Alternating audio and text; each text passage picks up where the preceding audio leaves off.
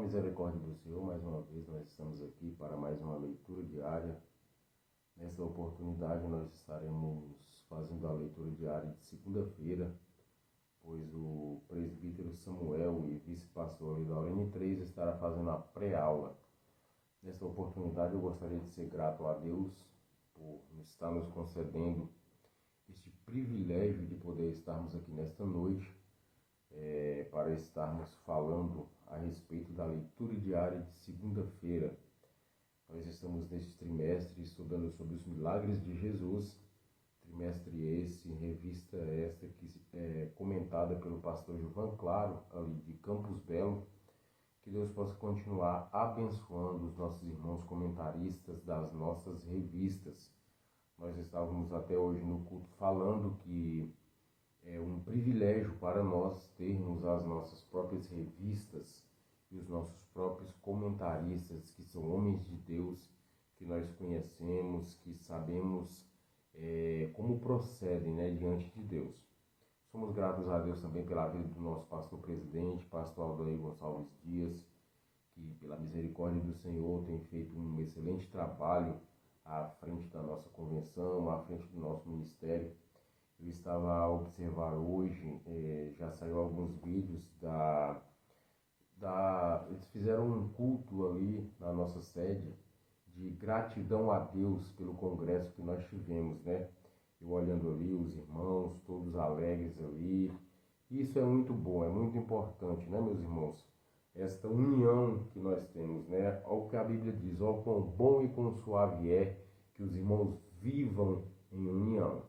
Que Deus possa continuar abençoando o nosso pastor presidente, também o nosso vice-pastor presidente, William, e os demais pastores vice-presidentes, pastor Antônio Basto, pastor Jean Figueiredo, que também é um dos nossos comentaristas, e também o pastor Ailton ali de Taguatinga. Deus possa estar abençoando.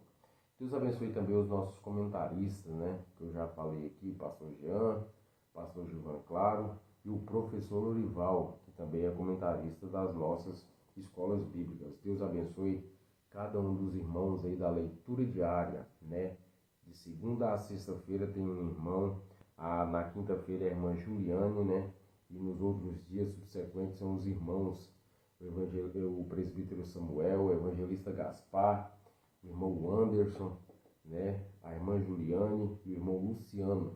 Estão de semana após semana aqui falando do amor de Jesus. Nesta oportunidade nós estaremos aqui na leitura diária de segunda-feira, Mateus capítulo 15 e o versículo 14. Cego guiando o outro cego. É uma situação bastante complicada, meus irmãos? Um cego guiando o outro cego.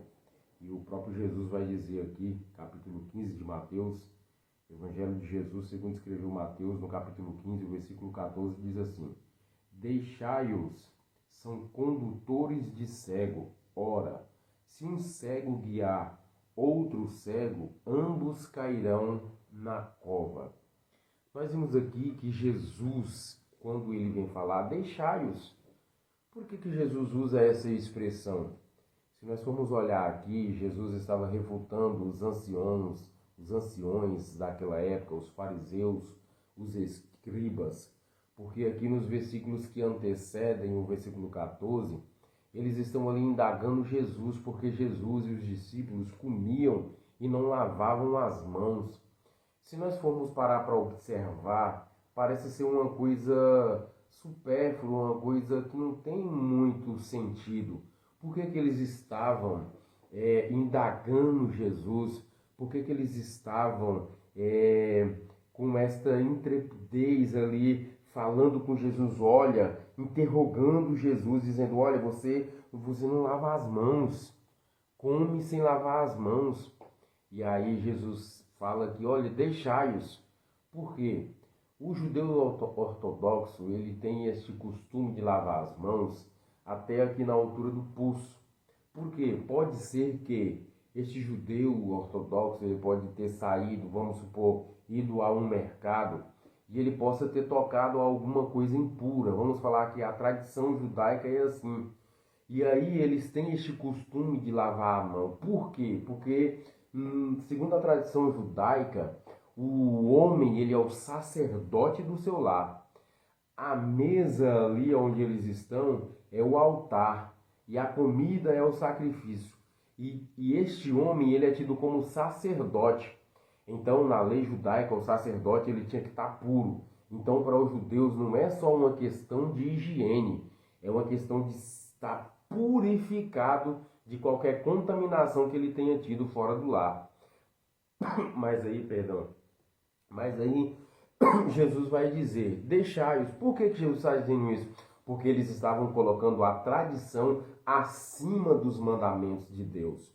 Nós temos falado aqui reiteradamente, tanto é que no trimestre passado nós estudamos sobre doutrinas bíblicas, e a doutrina da Bíblia foi uma dessas lições que nós aprendemos. Nada, doutrina nenhuma, pode ser colocada acima das doutrinas bíblicas.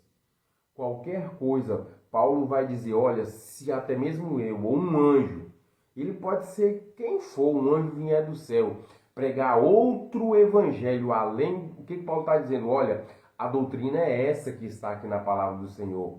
A profecia é esta daqui.